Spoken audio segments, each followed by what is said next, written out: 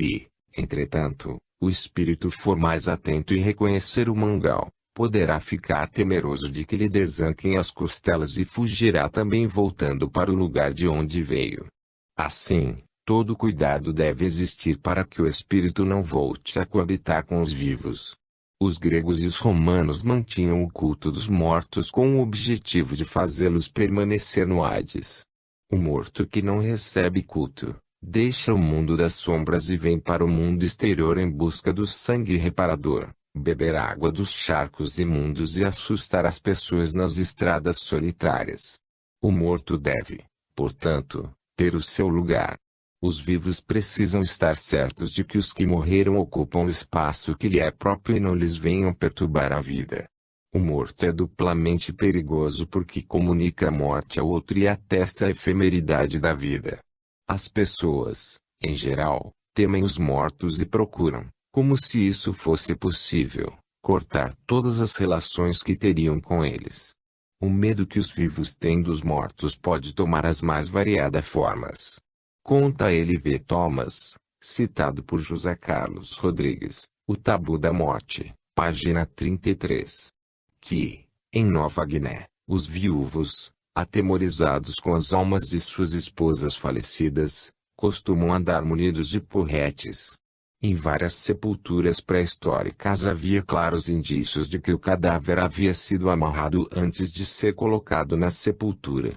Tudo é válido para que o morto não deixe a sua sepultura.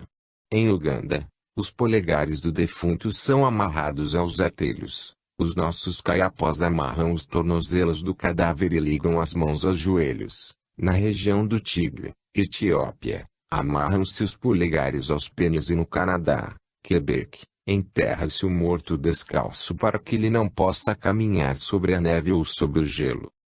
Nós próprios, a despeito de nossa cultura sofisticada, levamos, consternados, os nossos mortos para o cemitério, choramos, sofremos, cobrimos com flores a sepultura e o cadáver na terra, depois, voltamos para casa com a certeza que o morto ficou lá, daí expressões mágicas como Deus o guarde, Deus o tenha, preso, descanse em paz, etc. Todas essas práticas parecem confirmar que no espírito humano em todos os tempos e em todas as culturas, há como que em germe em rejeição da morte a ideia de que a vida não cessa na paz da sepultura, que ao terminar a vida do corpo, o espírito liberto prossegue vivo e atuando conforme as suas boas ou más inclinações.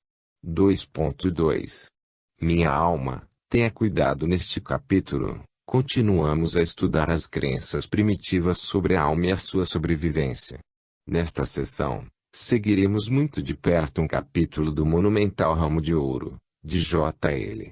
Prazer, intitulado Os Perigos da Alma.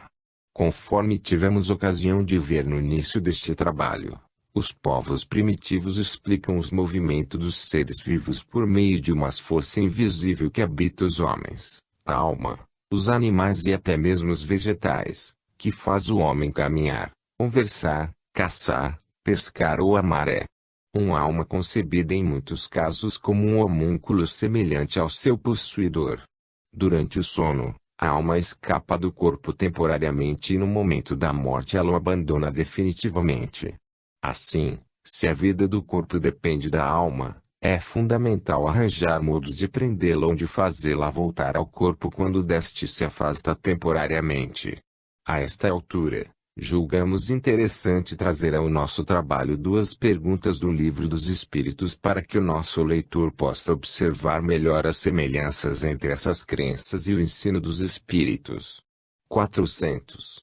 O espírito encarnado permanece de bom grado no seu envoltório corporal. É como se perguntasse se seu encarcerado agrada ao cárcere. O espírito encarnado aspira constantemente à sua libertação e tanto mais deseja ver-se livre do seu invólucro, quanto mais grosseiro é este. 401. Durante o sono, a alma repousa como o corpo? Não. O espírito jamais está inativo. Durante o sono, afrouxam-se os laços que o prendem ao corpo e, não precisando este da sua presença, Ele se lança pelo espaço e entra em relação mais direta com os outros espíritos. Allan Kardec. O Livro dos Espíritos, página 221.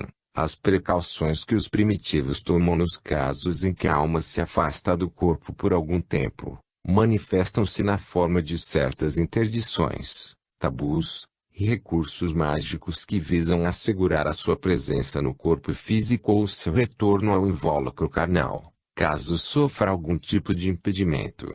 Antes de entrarmos nos casos específicos do afastamento da alma, julgamos oportuno examinar mais demoradamente a questão da forma que a alma possui entre esses povos. Em muitas comunidades primitivas a alma tem a forma de um ser humano, mas é muito pequena, conforme vimos no exemplo dos mangá. Os Hurons acreditam que a alma é uma réplica do corpo físico. Os esquimós defendem a ideia de que a alma é uma cópia do corpo de carne, mas feita de matéria sutil e etérea. Entre os Lôticas da Colômbia Britânica, a alma é um homúnculo que habita a cabeça. Assim, se a alma se mantém saudável, a pessoa também vive sadia e vigorosa. Porém, se algo acontece com a alma e a perturba, ela perde a posição vertical que lhe é própria e o seu portador enlouquece. Os selvagens que vivem no curso inferior do rio Prazer, pensavam possuir 4 almas, uma na forma de um duplo e as outras na forma de sombra. Na tribo dos Mulosius, há a crença em que a alma é um homenzinho que repete exatamente a forma do corpo em que habita. Esta ideia da alma como duplo do corpo físico encontra-se ainda nas antigas civilizações, como no Egito faraônico, conforme veremos em outra parte deste trabalho. Nesses sistemas de crenças, os duplos não são apanágios e penas dos seres humanos. Os animais e até mesmo os objetos possuem seus duplos cujas essências são demasiadamente sutis, por isso não podem ser vistos pela maioria das pessoas. Apenas iniciados, graças a treinamentos especiais, conseguem ver os duplos das pessoas, dos animais e das coisas. Os duplos humanos, às vezes, abandonam o corpo, deixando-o em uma espécie de êxtase, indo manifestar-se em lugares distantes. As precauções que os primitivos tomam nos casos em que a alma se afasta do corpo manifesta-se na forma de certas interdições ou tabus que nada mais são do que regras, visando assegurar a presença do espírito no corpo. A alma reproduz o corpo material de tal modo que, na concepção de muitos povos primitivos, existem almas baixas, altas, magras ou gordas de acordo com o corpo que animam. Os habitantes de Nias, uma ilha situada a oeste de Sumatra, tinham por certo que, se perguntássemos a cada homem antes de seu nascimento de que tamanho ou peso ele quer sua alma, este a conseguiria tal como a deseja. Este exemplo é de prazer e nos parece não muito claro, entretanto vemos nele ecos, embora muito distantes, da teoria espírita segundo a qual o espírito antes de encarnar escolhe o corpo, não a alma, em que viverá a experiência na carne. Na pergunta 335, lê-se: cabe ao espírito escolher o corpo em que encarne ou somente o gênero de vida que lhe sirva de prova? Responde o espírito: pode também escolher o corpo, porquanto as imperfeições que este apresente ainda serão, para o espírito, provas que lhe auxiliarão o progresso, se vencer os obstáculos que lhe oponha. Nem sempre, porém, lhe é permitida a escolha do seu invólucro corpóreo, mas simplesmente, a faculdade de pedir que seja tal ou qual. O Livro dos Espíritos, páginas 196.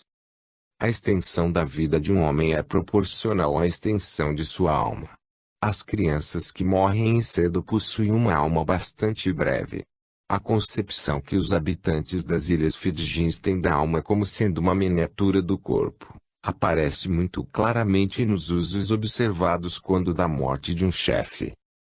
Logo que um chefe desencarna, certos homens, encarregados hereditários das pompas funerárias, tomam o cadáver, ungem-no e enfeitam, estendendo, depois, o corpo em uma esteira. levando às margens de um rio onde um barqueiro vem buscar a alma do morto para levá-la para outro lado. Quando esses nativos acompanham o chefe em sua última viagem, trazem consigo grandes leques bem perto do solo. Se alguém lhes pergunta por que levam os leques deste modo, eles explicam que fazem isso porque a alma do chefe nada mais é do que uma criança pequena. Feitas essas considerações, voltemos ao assunto central desta parte do trabalho, os perigos da alma. Os povos primitivos de diversas regiões da Terra acreditam que a alma pode escapar do corpo por meio de aberturas naturais como a boca ou as narinas. Assim, os habitantes das Celebes têm por hábito colocar uma fita do nariz aos pés de um doente para impedir que a alma escape. Em Turik, na região do rio Baron, em Bomeu, os selvagens se recusam a se separar de algumas pedras semelhantes a anzóis porque elas possuem a virtude de prender a alma ao corpo. Quando na comunidade dos Dayaks, em Costa Rica, procede-se à iniciação de um xamã, supõe-se que os dedos dos candidatos são providos de anzóis adequados para capturarem as almas fugitivas. Quando acontece uma epidemia, os índios Guajiris, da Colômbia, atribuem a um mau espírito que é, sem dúvida, a alma errante de um inimigo. Eles, então, suspendem barbantes providos de anzóis nos tetos de suas cabanas e por todas as árvores da vizinhança na esperança de que o mau espírito caia em uma dessas armadilhas e seja, assim, impedido de prosseguir em sua tarefa nefasta. Os índios Coaches, do oeste do Paraguai, têm o costume de enfiar flechas no solo, em torno de um doente, com a finalidade de impedir que a morte chegue até ele. Os xamãs aidos possuem, em seu trabalho, um osso oco no qual eles prendem as almas que escapam de um corpo. Os hindus, quando veem alguém bocejar, estalam o dedo polegar supondo que, deste modo, impedem que a alma do bocejante escape pela boca aberta. Em nossa sociedade, quando alguém espirra dizemos saúde e quando boceja, fazemos em nossa boca aberta o sinal da cruz por motivo muito semelhante. Nas Ilhas Marquesas, para impedir que um moribundo faça sua passagem, era costume obstruir-lhe a boca e as narinas para não permitir que a alma escape e suceda a morte. Os itomanos da América do Sul usam selar a boca e o nariz por medo de que a alma de um moribundo, ao sair, penetre em um dos presentes. Entre os suoqueburas australianos, terminado o enterro, no momento de abandonar o corpo, coloca-se carvão ardente no ouvido do cadáver para conservar a alma no interior do corpo e se tenha tempo para fugir para bem longe. Durante o período de luto, os esquimós fecham as narinas com feno ou cabelos para que suas almas saudosas de repente não sigam a do morto. As pessoas que cuidam de um cadáver também não devem descuidar-se desta prática. Em Bomeu, os Kalans consideram que a doença resulta da essência da alma. Deste modo, quando um homem cai doente e restabelece, deverá esforçar-se ao máximo para que sua alma não escape de novo. A principal maneira de se impedir a fuga da alma consiste em se amarrar em torno do pulso uma pérola que possui virtudes mágicas. Muitas vezes, com medo de que a pérola se quebre, desenham no pulso uma representação desta. Os Reforas, povo das Celebes, quando uma criança está para nascer, correm e, com medo de que a alma do recém-nascido escape, fecham todos os orifícios, fendas, rachaduras e até buracos de fechadura. Amordaçam-se também a boca dos cães, gatos e demais animais domésticos para que estes não devorem a alma que ingressa na vida material. Por esta mesma razão, todas as pessoas da casa, inclusive a própria mãe da criança, devem permanecer de boca fechada durante todo o tempo do resguardo. Se interrogados sobre o motivo por que não tapam as narinas, respondem que o próprio processo respiratório impediria a penetração da alma. Muitos povos representam a alma como um pássaro pronto a alçar voo. Os índios Bororós imaginam que a alma humana possui a forma de um pássaro que durante o sono e no momento da morte deixa o corpo. Para Belguius, da Colômbia, A alma é um pássaro que vive na nuca dentro de um ovo. Se a casca do ovo se rompe, a alma escapa e a pessoa morre. Se, entretanto, a alma escapa, sem romper a casca, o seu portador enlouquece. Os xamãs que possuem apurada sensibilidade para as coisas do espírito, escutam o som do bater de asas das almas, o que se assemelha à música. Por isso, quando uma alma errante passa voando perto de um xamã, ele a captura e a coloca na nuca de seu proprietário, naturalmente no caso de ele não estar morto. Se a alma é um pássaro, é bem provável que se alimente de arroz. Desta maneira, entre os Batas de Sumatra, quando um homem volta de uma empresa perigosa, colocam-se grãos de arroz em sua cabeça.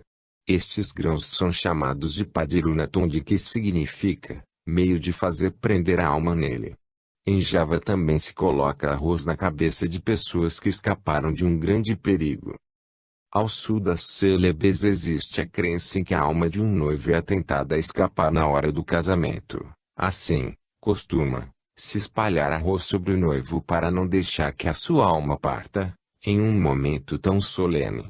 Durante as festas é prática comum atirar-se arroz na cabeça dos convidados para lhes preservar a alma. As pessoas que obtêm sucesso passam por idêntico tratamento para impedir que suas almas deixem seus corpos atraídas por espíritos invejosos. Entre os povos primitivos supõe-se que as almas das pessoas adormecidas deixam o corpo e vão visitar lugares, ver pessoas amigas ou inimigas e realizar atos que desejam intensamente. Quando um índio bororó acorda de um sono profundo, fica firmemente convencido de que sua alma foi pescar, caçar, derrubar árvores e realizar outras ações com as quais havia sonhado. Certa vez, uma aldeia bororó foi tomada de pânico porque um índio sonhou que o inimigo vinha atacá-los. Um índio Macuse, cuja saúde estava combalida, sonhou que seu patrão havia feito descer em sua canoa através de uma série de cataratas perigosas. No dia seguinte reprovou severamente o homem por, naquela noite, ter feito sofrer tanto um pobre doente. Os índios do Chaco costumam espantar os que os visitam com histórias fantásticas e por isso são tidos como grandes mentirosos. Esses relatos, entretanto, nada mais são do que acontecimentos inverídicos que eles tomam por verdadeiros. A ausência da alma é perigosa porque, se por algum motivo ela não puder retornar ao corpo, o seu proprietário morrerá. Há uma crença antiga na Alemanha segundo a qual, se uma pessoa dorme de boca aberta, a alma pode escapar na forma de um rato ou de um pássaro e se não puder regressar a pessoa adormecida morrerá. Na Transilvânia não se permite que uma criança durma de boca aberta porque sua alma pode escapar na forma de um rato e a criança não mais acordará. Quando um negro da Guiné acorda pela manhã com o corpo dolorido, tenha a certeza de que, durante o sono, esteve lutando com uma outra alma. Nas Ilhas Arei, os moradores de uma casa onde alguém morreu não dormem durante um longo período porque a alma do morto continua na casa e poderão encontrar-se com ela durante o sono.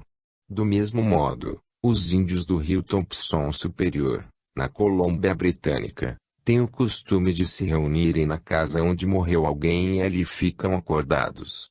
Têm medo de que suas almas possam ser levadas durante o sono pela alma do morto.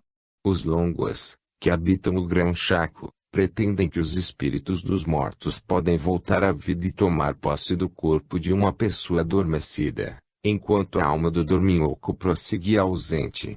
Quando um Dayak sonha que caiu na água, acredita que este sonho realmente foi realidade. Chama, então, um mago que irá uma bacia cheia de água, e este, utilizando um anzol, tenta pescar a alma do cliente e, conseguindo, devolve a seu dono.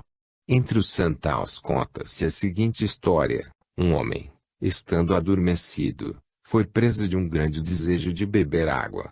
Sua alma, sob o aspecto de um lagarto, deixou o corpo e entrou em um cântaro para matar a sede. Neste momento, o dono da vasilha, descobrindo o lagarto, tapou o recipiente, impedindo que o animal saísse, o que causou a morte do homem. Enquanto os parentes e amigos se preparavam para queimar o cadáver, alguém descobriu o cântaro e soltou o lagarto que, imediatamente, retornou ao corpo que lhe servia de morada. O morto, no mesmo momento, voltou à vida. Perguntou, então, aos presentes por que choravam. Eles explicaram que o acreditavam morto e iam queimar seu corpo. Ele contou que havia ido ao fundo de um poço para procurar água, mas que tinha sido difícil retornar. Todos os exemplos dados até aqui parecem-nos suficientes para nos oferecer uma ideia bastante clara das crenças dos povos primitivos sobre a existência da alma, tomada como elemento que dinamiza o corpo, imprimindo-lhe movimento e a faculdade da inteligência. Sem a alma, o corpo perece, mas esta não tem o seu fim com a morte do corpo. Não há, entretanto, entre os primitivos, uma teologia definida e um culto organizado. Em verdade, a religião desses povos, se é que neste caso se pode falar de religião, estrutura-se a partir das relações entre o homem e a natureza, sendo seus principais elementos a magia, o totem, o tabu, humana, o mito e a noção de sagrado. Estas crenças primitivas, entretanto, são crenças básicas das grandes religiões reveladas tanto no passado como no presente. 2.3 Os poderes mediúnicos dos feiticeiros africanos. Nesta sessão estudaremos, valendo-nos do excelente livro de César de Vesme intitulado História do Espiritualismo Experimental, diversos casos protagonizados por feiticeiros africanos que possuem explicação nos postulados da doutrina dos espíritos e que, por isso, decidimos chamar de mediúnicos. Iniciemos pelo seguinte caso. M. Davi Leslie, um caçador e comerciante da África do Sul, contou ao seu amigo M.C. Rio Campbell, um antigo correspondente do jornal Titimes, um caso notável que Campbell publicou na Occult Review, editada em Londres. Vejamos o relato. Leslie havia enviado ao interior do país alguns de seus caçadores nativos que deveriam encontrar-se com ele dali alguns dias em um certo lugar. No dia marcado, Leslie compareceu ao local do encontro e verificou que seus caçadores não haviam ingressado. Decidiu, então, procurar um feiticeiro das redondezas para saber o que havia acontecido com seus homens. O feiticeiro, de início, não concordou porque não se sentia muito à vontade em malhar para um branco, mas, por fim, concordou, dizendo que entraria à porta da distância e viajaria por ela, mesmo que isso custasse a sua própria vida.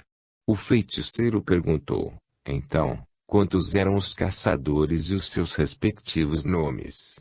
Leslie hesitou um pouco em ceder ao homem aquelas informações, mas, finalmente, concordou. O adivinho acendeu 8 fogos, um para cada caçador, e colocou nas chamas uma raiz que, ao queimar-se, deixou escapar um odor muito ruim. O seguir, absorveu certas drogas e caiu em transe durante cerca de 10 minutos com o corpo agitando-se bastante. Depois, tomou as cinzas do primeiro fogo, descreveu um homem que ele representava e falou: "Este homem está morto de febre e o seu fuzil perdeu-se." Afirmou ainda que o segundo caçador havia matado 4 elefantes. Descreveu o tamanho e a forma das presas dos animais. O terceiro havia sido morto por um elefante, mas o seu fuzil seria recuperado. Em continuação, descreveu o estado de todos os outros, dizendo que eles retornariam antes de 3 meses e viriam por um caminho diferente daquele que haviam combinado. A predição do feiticeiro se realizou em todos os detalhes. Os homens estavam muito longe dali, o que tornava impossível ao feiticeiro conseguir aquelas informações. Elimina-se ainda a hipótese telepática, pois o consulente nada sabia da situação real de seus homens. Um outro caso não menos interessante é o de um inglês que, estando caçando com um amigo ao norte da Pretória, encontrou um feiticeiro e, por diversão, decidiu consultá-lo. O cafre abriu um saco e colocou no chão o seu conteúdo, pedaços de vidro, fragmentos de ferro, de louça e coisas assim. Depois de examinado atenciosamente esses objetos, dirigiu a palavra a um dos consulentes dizendo-lhe que há 2 ou 3 anos antes ele havia atravessado as grandes águas para ir à terra dos brancos, onde deveria se casar com uma jovem que morrera pouco tempo depois. Agora estava noivo de uma outra jovem pretoriana, mas que, apesar da mútua afeição, o casamento não se realizaria, pois o pai dela não considerava suficiente a condição financeira do noivo. O feiticeiro colocou os objetos no chão para o novo consulente, mas repôs imediatamente os objetos no saco, recusando-se a dar informações sobre as coisas que havia observado. Os presentes insistem e ele joga de novo os cacos no chão e torna a avaliar os resultados. Continua, entretanto, reticencioso. Pressionado, o feiticeiro diz que via coisas muito tristes e não queria magoar o seu consulente. O homem, porém, insiste mais uma vez e pede ao feiticeiro que continue e que não tema fazê-lo sofrer. O mago obedece e lhe diz o lugar exato onde ele mora, seu estado civil e o número de filhos que possui. Afirma também que a filha mais nova dele, Violette, está muito doente e os médicos a desenganaram. Sua mãe passa os dias com ela nos braços dizendo: "Ah, minha filhinha, tenho medo de que seu pai não a veja mais." Os dois amigos voltaram para o seu país 6 semanas mais tarde. O que foi objeto das tristes previsões do cafre, ao chegar a casa foi recebido pela esposa que lhe disse estar doente a pequena Violette. Ele lembrou-se, então, das palavras do feiticeiro e perguntou à mulher quando a criança havia adoecido. A mulher responde: os dados coincidem perfeitamente.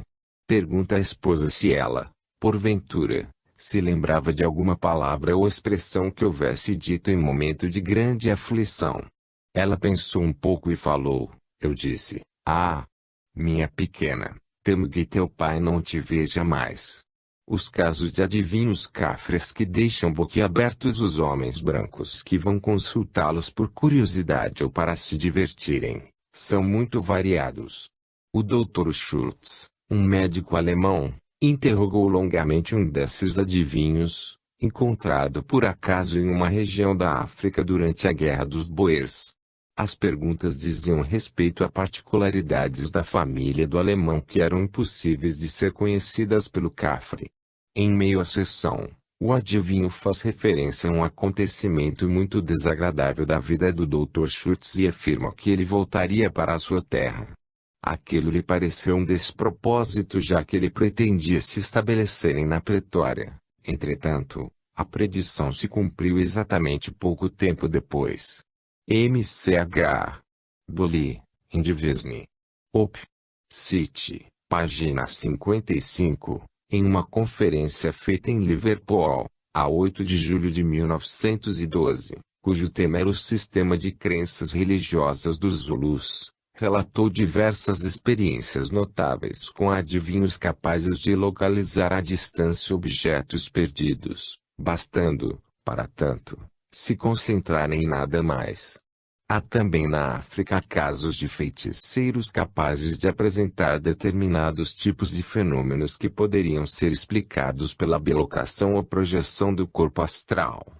Um desses casos, narrado pelo reverendo Peritriles, tem o seguinte conteúdo: um feiticeiro chamado Ngemazago, que era também chefe de uma tribo, afirmou que iria participar de uma reunião de feiticeiros realizada a muitos quilômetros do local onde ele estava, cerca de 4 dias de marcha. O reverendo achou muito difícil que o feiticeiro pudesse fazer aquela viagem em tempo hábil. O feiticeiro percebeu que Triles não estava acreditando na possibilidade daquele deslocamento e, então, convidou-o para ir à sua casa na hora em que empreenderia a viagem. O reverendo, querendo certificar-se de que o feiticeiro faria aquela viagem, propôs uma prova que foi imediatamente aceita. A prova consistia, no seguinte: o feiticeiro teria que passar pela casa de um catequista amigo do reverendo, que morava perto do lugar onde haveria a reunião. Estando com ele, deveria dar-lhe um recado e lhe pedir uns cartuchos que haviam sido deixados com ele para guardar. O feiticeiro, a seguir, passou pelo corpo um líquido vermelho de odor muito forte, enquanto uma cobra, que desceu do teto, enroscou-se no corpo do homem que caiu em sono profundo e letárgico. Seu corpo possui uma rigidez cadavérica. O reverendo fez questão de não arredar pé de onde estava. No dia seguinte, o feiticeiro voltou-se e contou com detalhes o que havia acontecido na reunião. 3 dias depois, chegou à casa de Triles um negro que lhe disse: "Eis o cartucho que tu me pediste pelo feiticeiro." Os feiticeiros africanos, entretanto, são muito mais conhecidos por sua capacidade de produzir malefícios por meio de bruxarias.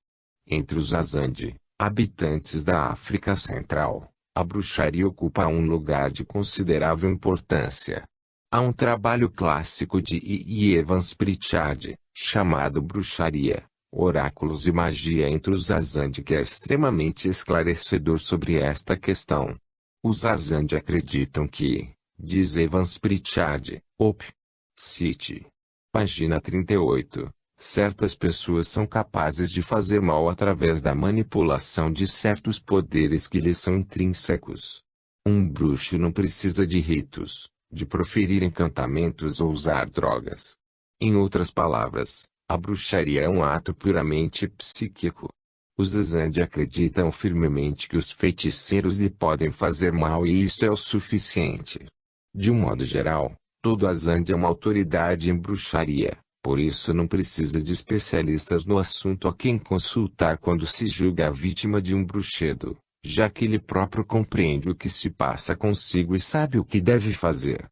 Assim, para cada Azande a bruxaria não é uma coisa sobrenatural no sentido que damos esta palavra, mas algo que se incorpora à sua vida cotidiana e que o auxilia a compreender as suas dificuldades perante a vida.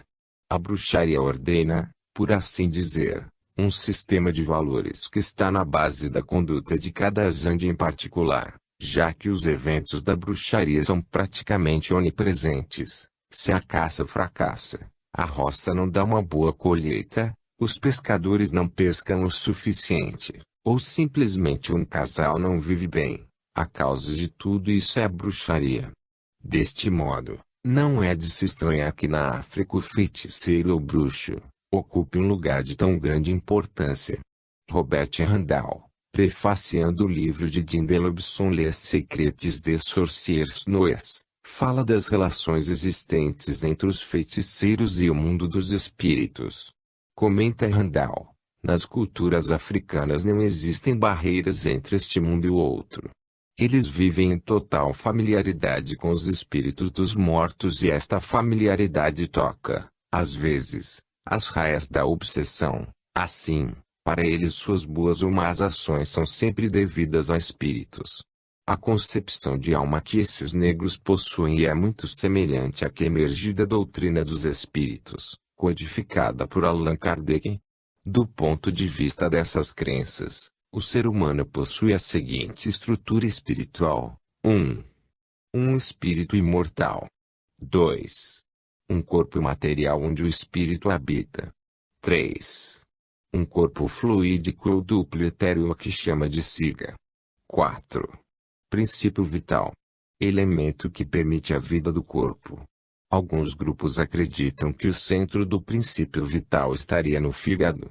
Todos os objetos, os seres humanos, animais, plantas e pedras possuem suas sigas. Os deuses costumam se alimentar das sigas das oferendas que lhes são ofertadas. Nos seres humanos há um elo sutil, cordão fluídico, que liga o duplo ao corpo. M. Labourette, Les Tribus de Ramial, página 481, citado por Randall, comenta que, à noite, durante o sono, o duplo deixa o seu invólucro carnal. Como uma serpente que deixa a sua pele, o duplo abandona o corpo e eleva, durante algumas horas, uma existência independente, experimenta aventuras, encontra-se com outras almas com as quais conversa, discute ou trabalha. Não se pode dizer, entretanto, que a vida fora do corpo seja totalmente independente porque o corpo, através dos sonhos, conhece as peripécias da alma. Assim, os sustos da alma, os ferimentos que possa receber, podem causar danos ao corpo físico. Por isso é muito comum que os feiticeiros levem parte de seu tempo caçando os duplos que estão afastados dos corpos, pois, se não voltarem ao seu lugar, poderão causar a morte de seu portador. Depois da morte, o homem se torna um espírito familiar, Gr. Eros, Lat. Manes, aqui chamam de Kimi, que se encontra ligado aos lugares onde viveu. Ele recebe com muito prazer as homenagens de sua família, torna-se seu conselheiro, recebe as oferendas que lhe são feitas, apossa-se de animais domésticos que se tornam objetos de seu ódio ou de seu afeto, reencarnam-se, às vezes, em seu próprio clã ou em um clã vizinho. Ele voltará à vida, através da reencarnação, se não cumpriu na Terra suas tarefas, ou seja, se morreu na infância ou sem formar família. Ao fim, contudo, de um certo tempo, ele chega ao país de seus ancestrais onde viverá uma nova vida não muito diferente da que viveu na Terra. Um outro detalhe que aproxima bastante a doutrina espírita e as ideias do povo que estamos estudando é o fato de que, para eles, a morte nada acrescenta ao patrimônio moral de um indivíduo. Um homem mau não fica bom depois de sua morte, nem o bom se torna mau. Depois da morte somos o que somos, nem mais nem menos. Um feiticeiro pode deixar seu corpo e, em estado de errância, tornar-se um devorador de cigas e para isso penetra à noite na casa dos homens. Reúnem-se muitas vezes em conciliábulos onde comunicam uns com os outros seus segredos e constituindo verdadeiras reservas de víveres, cigas roubadas, que escondem nos pântanos. Os negros acreditam ainda que podem entrar em contato com os espíritos, e o método que usam para a comunicação não é muito diferente daquele que se usa nas práticas espíritas tradicionais. O feiticeiro, médium, perde, durante um certo tempo, o controle de sua atividade psíquica, concentra-se e entra em êxtase. Em linguagem espírita, dir-se-ia que se encontra em transe. Nesse estado, ele se comunica com o mundo espiritual e os espíritos falam através dele. A sua voz se altera e ele, neste momento, nada mais é do que instrumento de um Quinkirsi, isto é, alma de um defunto. Nessas ocasiões, podem também ocorrer fenômenos de efeitos físicos como ligeiros toques nos consulentes, aparições luminosas, aromas especiais, movimentos de objetos e sons melodiosos. A África Negra é o espaço do mistério, das coisas que não podem ser compreendidas pelo racionalismo dos brancos. Uma delas é o fenômeno da luminosidade, testemunhado por muitos exploradores, caçadores e etnólogos. Em seus Proceedings of Life Society for Physical Research, parte 35, página 331, o Dr. Shipley conta que, durante uma caminhada noturna por uma região pantanosa da África Ocidental, o guia perdeu a noção de onde estavam e a que distância ficava a cidade para onde se dirigiam.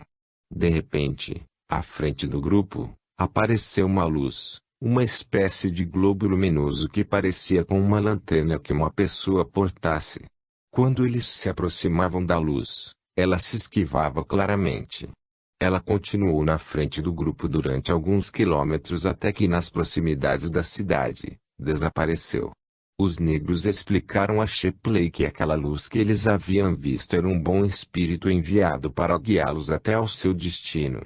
Há na África, muitas práticas, chamadas pelos parapsicólogos de paranormais e pelos espíritas de mediúnicas, que os feiticeiros usam em seu dia a dia.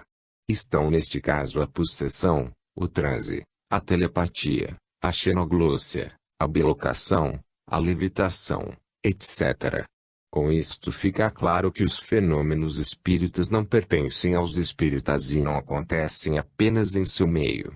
Os fenômenos espíritas pertencem ao patrimônio da humanidade e existiram em todas as partes do mundo desde que o homem iniciou sobre a Terra sua longa caminhada. Parte 3. A Terra dos Faraós. 3.1.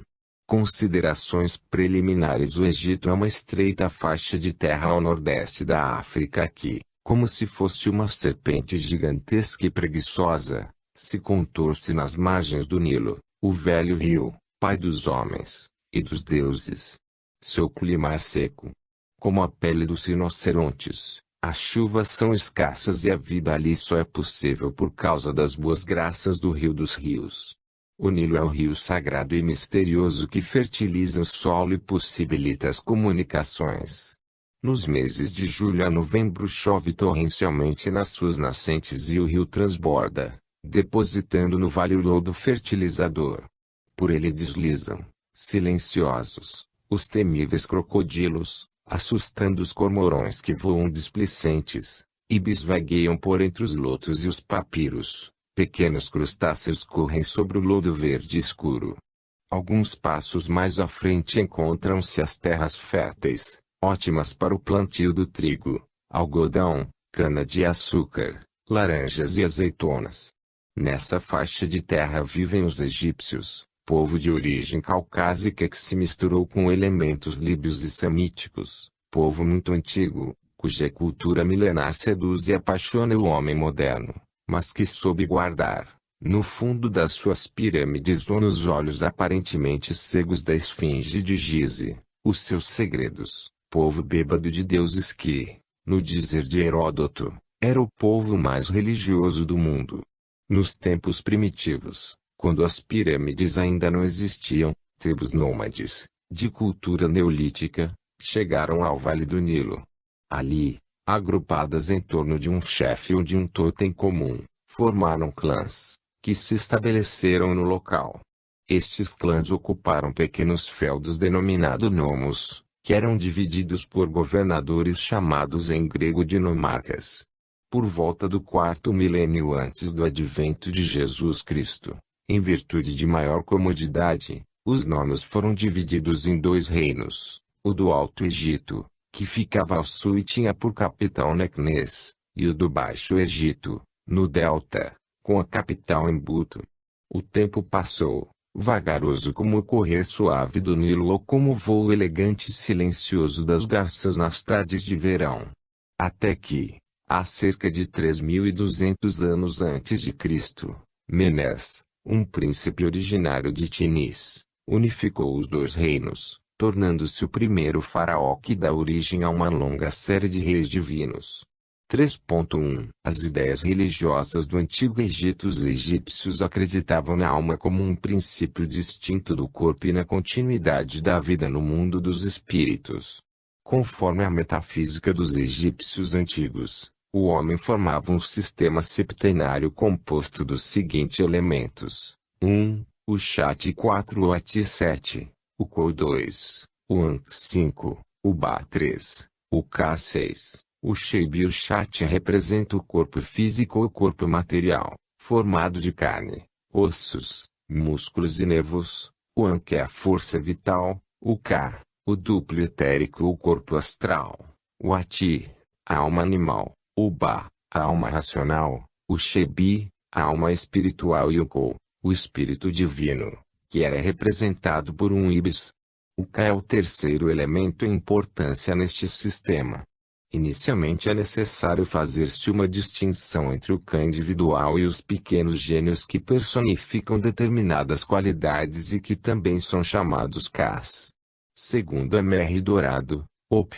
Cit. Página 44, estes gênios eram 7, aos quais somam-se mais 7 abstrações, formando um total de 14 itens, a saber, a força, a potência, a honra, a prosperidade, o alimento, a duração da vida, a faculdade de irradiar, o brilho, a glória, a magia, a vontade criadora, a vista, o ouvido e o conhecimento. O Ka era o elemento responsável pela vida, porque a morte se dá no momento em que o Ka abandona o corpo. Todo homem, ao nascer, recebe o seu Ka, que permanece com ele para sempre. O Ka não desaparece com o corpo e, assim, o morto poderia chamar o seu Ka para que continuasse com ele. Poderia acontecer também que o Ka voltasse, por livre e espontânea vontade, a tumba onde estava enterrado seu dono. Esta é a razão por que o local do sepultamento era chamado de a Casa do Ka. A crença no Ka foi a principal responsável pelos rituais de mumificação que visavam, por meio de técnicas artificiais, conservar o corpo do morto. 3.3 Os livros funerários e o livro dos mortos. Quando o homem morria, a sua parte imperecível partia para o mundo dos espíritos. Esta viagem, entretanto, não era isenta de dificuldades e de perigos. Assim, era necessário que se orientasse o morto para que ele pudesse passar incólume por todos os obstáculos existentes.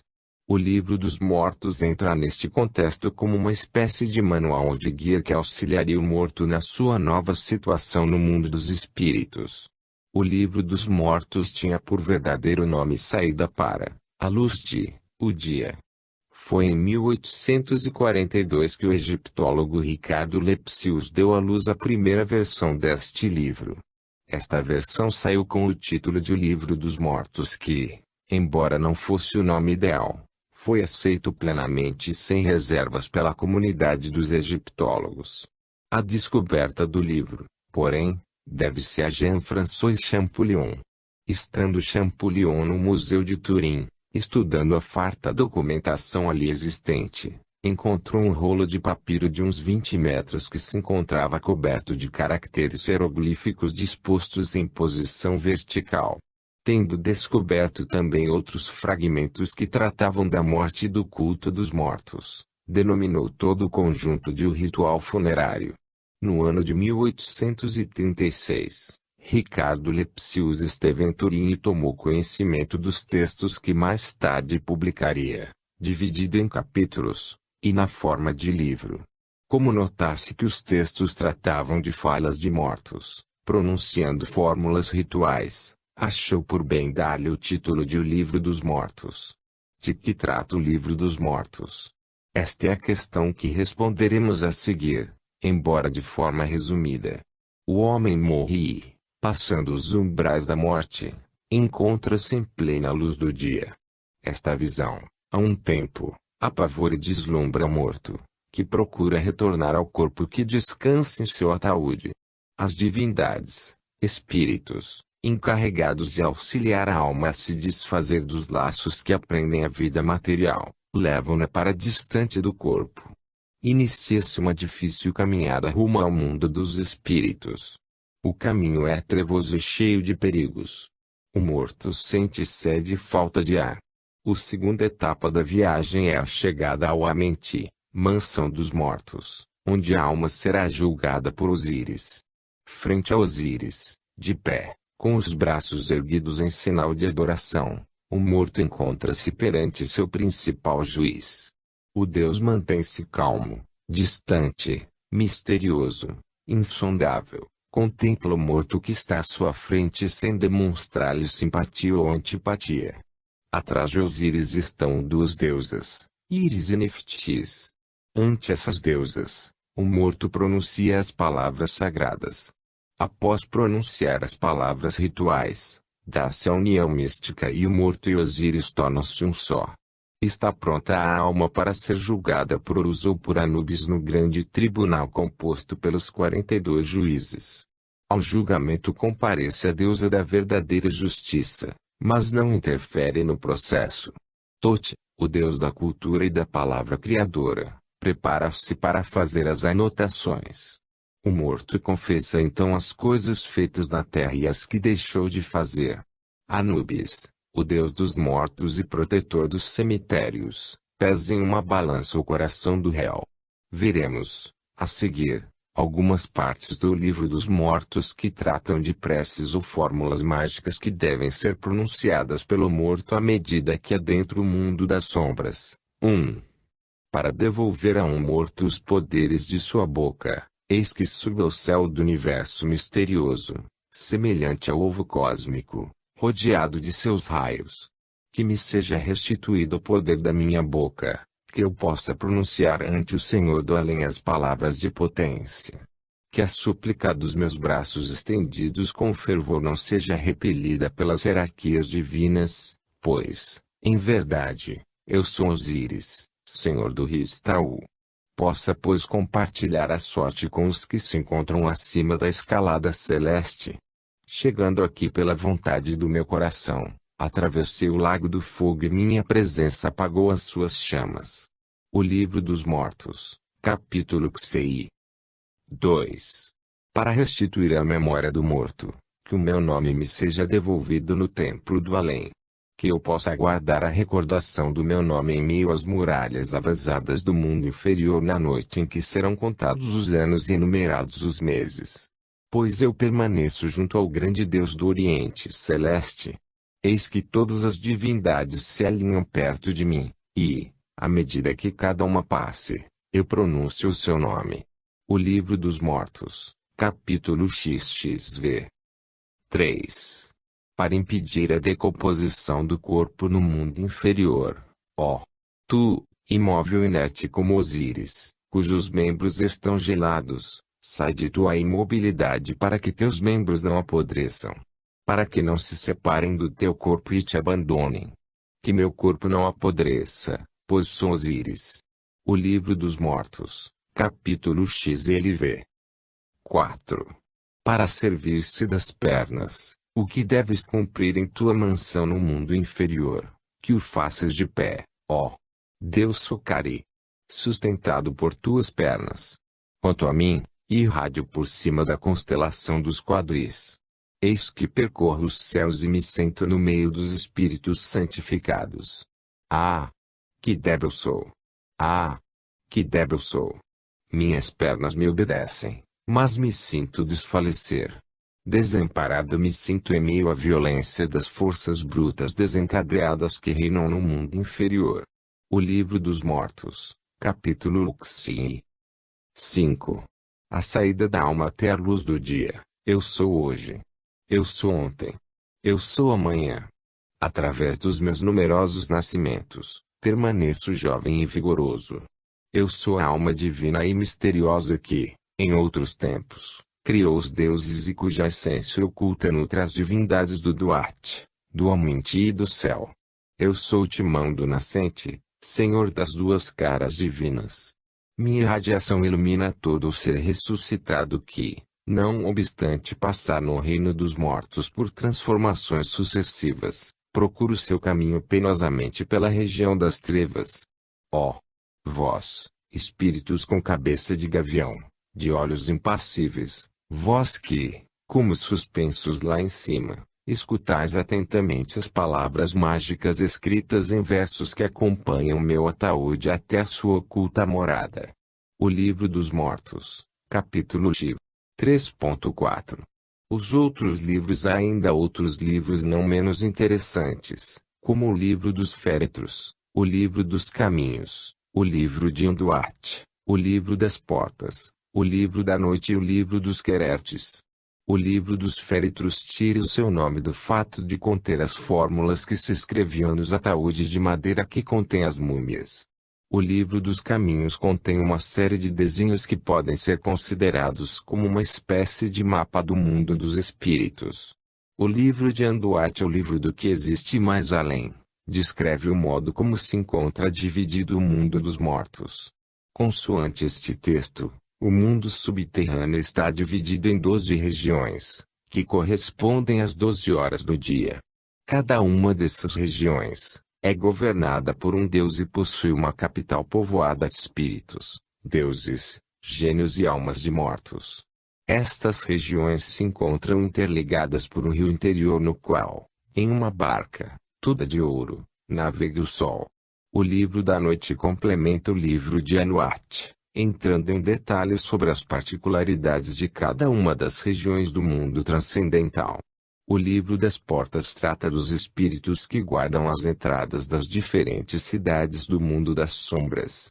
O Livro dos Querertes ou Livro das Cavernas traz instruções para o morto acalmar as divindades que habitam as grutas conhecidas como Mundo do Silêncio, por onde deverá passar.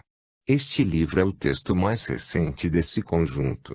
Data do reinado do faraó Ameneptah, soberano da 19ª dinastia. 3.5. A filha do príncipe de Bactã e o espírito obsessor. Este relato curiosíssimo encontra-se nos chamados textos sagrados das pirâmides. Foi gravado em uma lápide no templo do deus Khonsu, na cidade de Tebas. Foi traduzido, inicialmente, por Prisci e, mais tarde, pelo famoso orientalista Maspero. Diz o texto que, uma vez por ano, o faraó costuma ir a Carina, região da Síria. Para ali acorriam príncipes e potentados das diversas partes do Império Egípcio, a fim de honrar o faraó e lhe trazer oferendas. As fortalezas mandavam, ao monarca divino, tributos em ouro, prata, lápis lazuli, pedras preciosas e madeiras odoríferas da Arábia. Aconteceu que, naquele tempo, o príncipe de Bactã enviou com as oferendas a sua filha mais velha. A princesa era belíssima e o faraó gostou dela mais do que de qualquer presente. Tomou-a como esposa, deu-lhe o nome de Noferuri e, de volta ao Egito, tornou-a esposa real. No dia 22 do mês de Paine do ano 15, o faraó estava em Tebas, no templo de Necrito-Netrapel, orando para seu pai, o grande Amon-Ra. Era um dia de festa em honra ao deus de Tebas do Sul. Enquanto estava no templo, o faraó recebeu a notícia de que estava à sua procura um emissário do príncipe de Bactã. O faraó mandou que trouxesse um mensageiro à sua presença juntamente com os presentes para a esposa real. Frente ao rei, o mensageiro contou que a filha mais nova do príncipe, a princesa Bianti-Assiste, fora cometida de um mal súbito e o pai dela pedia que o faraó lhe enviasse um sábio para curar-lhe a filha. Havia, no Egito, por aquela época, um colégio de hierogramatas, chamado Dupla Casa da Vida. Nesse colégio havia intérpretes de textos religiosos, conhecedores dos escritos sagrados, das doutrinas esotéricas e das artes da magia. Além disso, faziam horóscopos, prediziam o futuro das crianças recém-nascidas, orientavam os pais quanto ao nome mais adequado para dar aos filhos, confeccionavam amuletos e redigiam calendários destacando os dias nefastos e os dias positivos. Foi nesse colégio sacerdotal que o faraó mandou buscar o sábio que poderia resolver o problema da princesa de Bactã. Foi escolhido, então, um sacerdote por nome Totimbai, considerado pelos seus pares como um homem extremamente versado nos mistérios da magia. Foi ordenado a Totimbai que seguisse com um mensageiro rumo à Síria. Quando o sábio entrou em contato com a princesa, encontrou-a possuída por um espírito. O hierogramata pôs-se a trabalhar, porém, por mais que insistisse, não conseguiu melhorar a princesa. O príncipe mandou então outro mensageiro ao faraó, rogando-lhe que mandasse o próprio Deus para curar a moça. O faraó orou ao deus Khonsu, pedindo-lhe ajuda. Os egípcios acreditavam que a imagem de um deus no seu templo possuía o seu duplo, Ka, sendo esse duplo uma espécie de encarnação do próprio Deus.